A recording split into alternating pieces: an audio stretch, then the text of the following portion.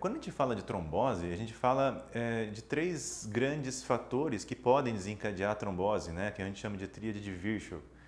Nessa tríade, né, existem lá a lesão endotelial, ou seja, a lesão da parede das veias por um trauma, por uma cirurgia, a hipercoagulabilidade, que é o sangue grosso, né, como se o sangue tivesse uma tendência maior à coagulação, como por exemplo o uso de alguns hormônios, doenças genéticas, trombofilias, né, alguns tumores também aumentam o risco de trombose por essa hipercoagulabilidade.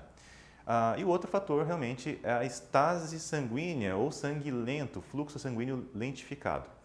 Então, as varizes, sim, aumentam o risco de uma trombose exatamente pela lentificação do fluxo sanguíneo.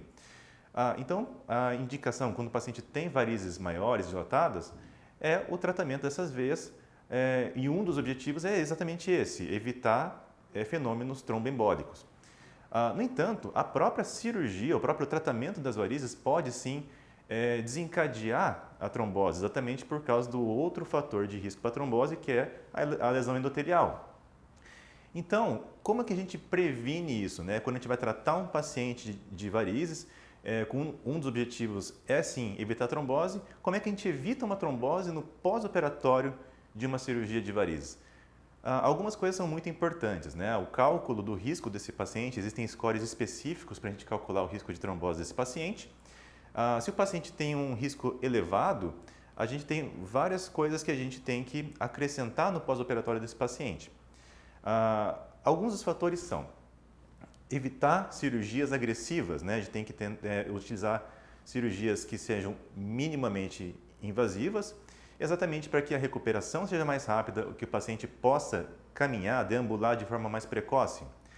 A outra coisa que ajuda bastante a evitar a trombose no pós-operatório é a compressão elástica, né? A gente usa então a meia elástica no pós-operatório e esse é um dos objetivos da meia elástica no pós-operatório.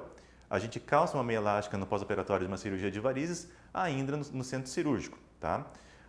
E uma outra coisa, quando o paciente tem um alto risco de trombose, a gente ainda adiciona um anticoagulante numa dose preventiva, uma dose profilática no pós-operatório para reduzir ainda mais o risco de trombose desse paciente.